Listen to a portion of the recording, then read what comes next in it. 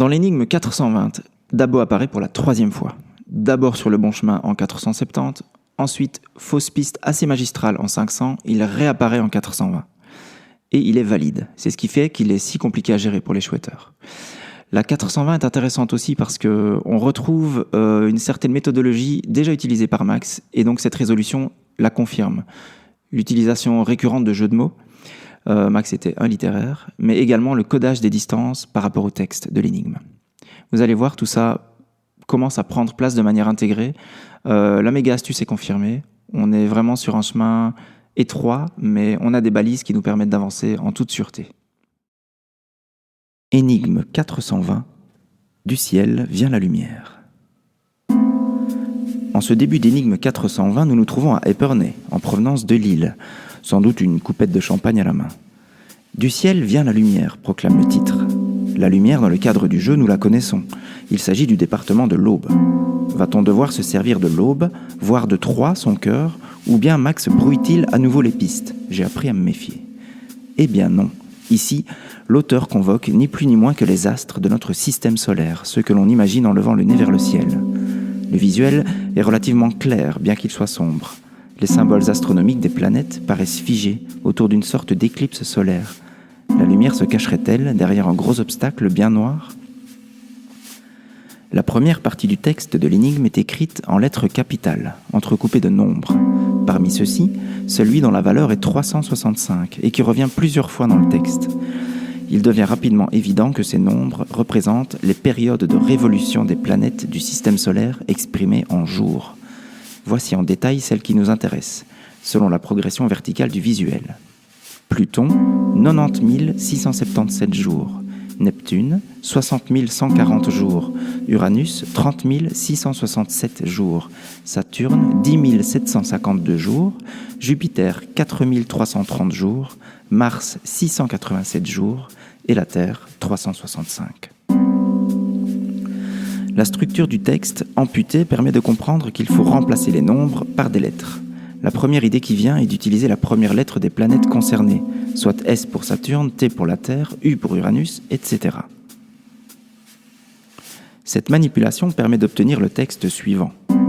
C'est là que l'aigle imprima la marque de ses serres dans le sable 100 jours avant de se casser le bec et y laisser ses plumes. La déduction suivante prend elle aussi assez peu de temps à l'ère d'Internet, et même pour un Belge. Ces quelques lignes évoquent le débarquement de Napoléon en provenance de l'île d'Elbe, effectivement 100 jours avant sa chute finale.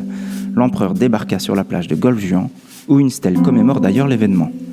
Le point Golfe-Juan est important pour moi, parce qu'il se trouve quasiment dans le prolongement de la droite Lille-Épernay. Cette étape s'inscrit donc parfaitement dans la lignée de ma solution en 500.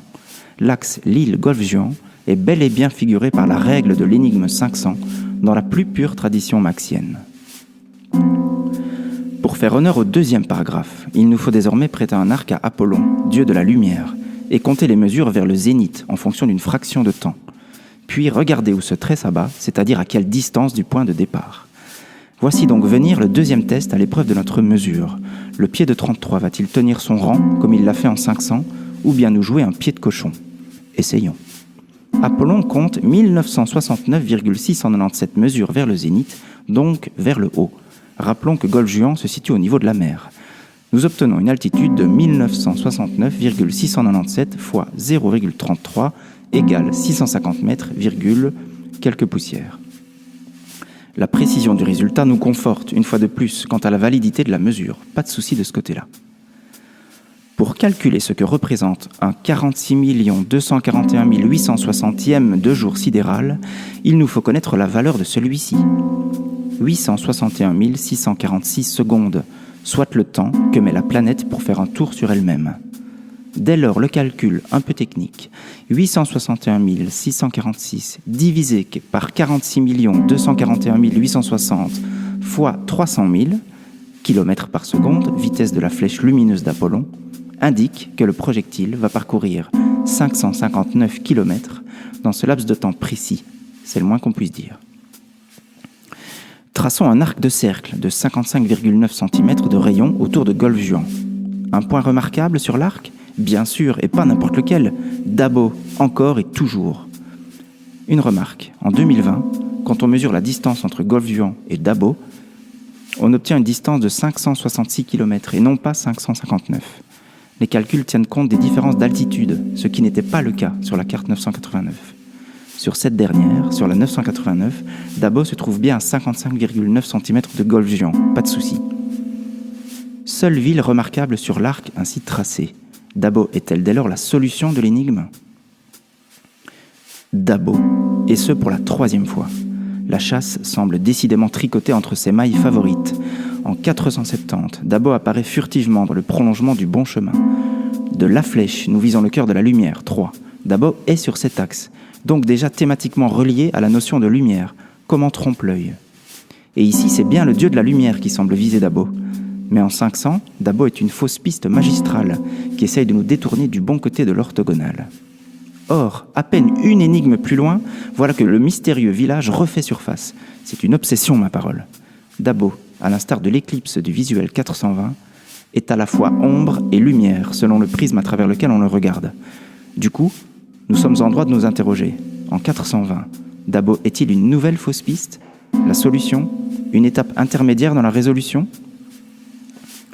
Ce qui rend Dabo assez incontournable comme point de chute de la flèche, ce n'est pas seulement la distance, c'est également la hauteur de son rocher de grès, qui culmine à une altitude d'environ 647 mètres. Soit, à 3 mètres près, la hauteur calculée lorsque nous multiplions la mesure par la valeur indiquée. Un décryptage subtil permet en outre de confirmer Dabo. Vous allez voir, c'est vraiment joli. Si on prend les lettres D, A, B, O, et que l'on remplace les notes de musique anglo-saxonnes contenues dans le mot, soit D, A et B, par leur pendant latin, soit Ré, La et Si, on obtient les lettres relatio, soit l'anagramme du mot solaire. Assez remarquable pour un candidat au point de chute d'une flèche de lumière, qui fut dans le prolongement du chemin vers le cœur de la lumière, plutôt dans le jeu. Je considère donc à ce stade Dabo comme le point de chute valide de la flèche d'Apollon. Mais il n'est pas la solution de l'énigme, seulement un jalon. Car pourquoi diable l'auteur a-t-il écrit qu'il faut se hâter de trouver la flèche ? Et que signifie ce compas planté dans la lettre N, probable indice menant vers le nom Napoléon ? Il serait tentant de faire le rapprochement entre la flèche du titre de la 470, représentée sur la carte par sa ville homonyme, et la flèche de cette fin d'énigme 420. D'autant que Dabo intervient dans les deux énigmes. Je ne sais pas s'il s'agit d'une fausse piste délibérée de la part de l'auteur, sans doute, mais ces deux flèches sont en tout cas singulièrement différentes. En 420, la flèche n'est rien d'autre que le trait tiré par Apollon. La ville de la flèche n'intervient pas ici. C'est un détail du texte, sciemment placé par Max, qui va me permettre de comprendre l'astuce finale de cette énigme. Dans le texte qui donne la phrase « C'est là que l'aigle imprima la marque de ses serres dans le sable 100 jours avant de se casser le bec et y laisser ses plumes », on constate une particularité. Le nombre 100 est écrit en toutes lettres, et non pas en chiffres. Or, si on compte le nombre de lettres de cette phrase, on en dénombre 100. Max attire donc notre attention sur le nombre de lettres dans l'énigme. Or, je sais, pour m'en être servi à plusieurs occasions, que Monsieur Valentin a déjà utilisé ce stratagème pour coder une distance utile.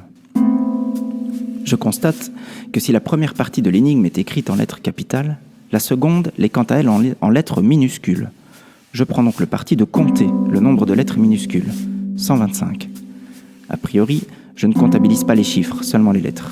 Nous allons voir où cela nous mène. Sur le visuel, un compas est donc planté dans la lettre N. Son orientation est particulière et ne doit sans doute rien au hasard. Réfléchissons. Nous avons déjà croisé la route d'un compas dans l'énigme précédente. Il nous a alors servi à reporter la distance que nous avions déterminée en calculant la longueur de l'orthogonale. Vous vous souvenez ? Se pourrait-il qu'il faille à nouveau reporter une distance ? 55,9 cm au départ de Dabo ? Je peine à croire que Max userait 2 fois d'affilée du même subterfuge. En tout cas, je considère que Dabo, s'il est bien valide, constitue sans doute une étape dans la résolution, et non pas la solution finale. Il nous faut encore déduire, je le sens. Je me trouve donc à Dabo. Je dois possiblement envisager une distance à partir de là. Je dispose par ailleurs d'une longueur potentielle indiquée par le nombre de lettres de la seconde partie de l'énigme. En outre, je possède une possible orientation, induite par la position du compas sur le visuel. Enfin, je sais que je dois me hâter de trouver la flèche. Ces différents éléments peuvent-ils être agencés de façon à aboutir à une solution dont nous saurions avec certitude qu'elle est incontestable ? Une dernière réflexion s'impose avant de me lancer dans la ligne droite finale de la 420. Si mon cheminement dans cette chasse au trésor se tient, alors il faut qu'une des 10 villes s'invite au programme. Certes, Dabo fait déjà figure de balise connue, mais la méga astuce postule selon moi que l'une des 10 doit forcément intervenir. Alors prenons l'hypothèse la plus évidente, celle d'un report de distance de 59,9 cm au départ de Dabo. Je trace un cercle, de centre Dabo, et j'observe si un point particulier dans le contexte de la chasse éveille mon attention sur le pourtour. Je ne vois rien. Je teste alors une deuxième hypothèse. Tracer au départ de Dabo la distance déduite de l'indice 100. Rappelez-vous, le paragraphe en lettres minuscules contient 125 lettres. En 780, une lettre équivaut à 10 km, ce qui donnerait ici une distance de 1250 km, soit 125 cm sur la carte. Distance beaucoup trop grande pour ma carte de France. Mais qu'observe-t-on si l'on trace un cercle de centre Dabo en postulant qu'une lettre vaut cette fois 1 km, soit une échelle au 100 millième? C'est limpide. Si je reporte 12,5 cm au départ de Dabo, j'atterris précisément sur Héricourt, une des sacro-saintes 10 villes. La méga astuce a encore frappé. Pourquoi faut-il se hâter de trouver la flèche ? Il ne faut pas en réalité, pas plus que pour le reste. Cela fait bientôt 30 ans qu'on cherche. Cette dernière phrase constitue en fait un indice que l'on comprend quand on a obtenu la solution Héricourt. C'est un simple jeu de mots. Sachant qu'un R désigne non sans mépris un homme sans fortune, sans considération, on peut transformer Héricourt en R-I-court. Et s'il y court, c'est qu'il se hâte. S'il en était encore besoin, ce simple clin d'œil prouve que l'auteur recourt régulièrement au jeu de mots pour aiguiller les chercheurs. D'ailleurs, sans doute à dessein, Max utilise le mot « R » dans une de ses célèbres indications supplémentaires, que je ne détaillerai pas ici. Si vous avez encore un doute sur la validité de cette déduction, ce qui suit devrait achever de vous convaincre. En les disposant en surimpression, comparons l'inclinaison du trait Dabo-Héricourt avec celle du compas sur le visuel. Elles sont identiques, quasiment au degré près. Je considère dès lors avoir épuisé cette énigme 420. La solution me semble cohérente, prend en compte les différents éléments du texte, du visuel, et s'intègre parfaitement à ce qui précède, que ce soit au niveau du cheminement sur carte ou de la logique générale de la chasse. Dans ma compréhension personnelle du jeu, l'énigme 420 a marqué un basculement. C'est en la comprenant que j'ai réalisé que les 10 villes interviennent dans tous ces déroulés. C'est alors que je suis revenu en arrière et que j'ai trouvé les vraies solutions des énigmes 580, Dieppe, et 600, Gérardmer. Il me reste à reporter nos trouvailles sur la carte de France. À ce stade, je commence à me demander comment tout ça va bien pouvoir se définir et surtout, comment la zone finale va se circonscrire. La 420 en résumé. 1. Les nombres représentent les périodes de révolution des planètes en jours. 2. Remplacement des nombres par la première lettre des planètes concernées. 3. Découverte du point Golfe-Juan, correspondant au débarquement de Napoléon. 4. Calcul de hauteur, 650 mètres, et de distance, 559 km, de la flèche lumineuse d'Apollon. 5. Pointage de Dabo sur la circonférence du cercle de 55,9 cm de centre Golfe-Juan. 6. Comptage des 100 lettres capitales, puis des 125 lettres minuscules, qui font 125 km. 7. Utilisation du compas pour le report de distance de 12,5 cm au départ de Dabo. Et 8. Pointage de Héricourt sur le cercle de report, jeu de mots confirmant R, I-court. Je vous laisse le temps de regarder ce que cela donne sur la carte, et quant à moi, je vous attends en 560.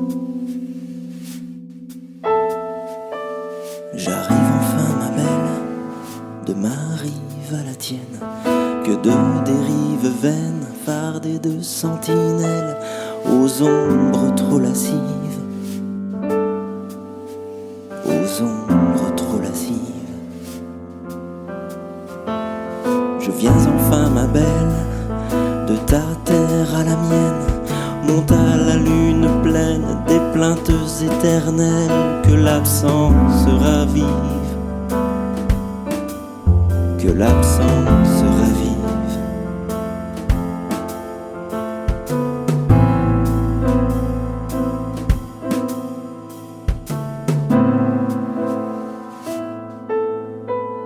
Bientôt 30 ans ma belle, mais qu'à cela ne tienne, j'arpenterai la chaîne jusqu'à frôler ton aile, une aube décisive,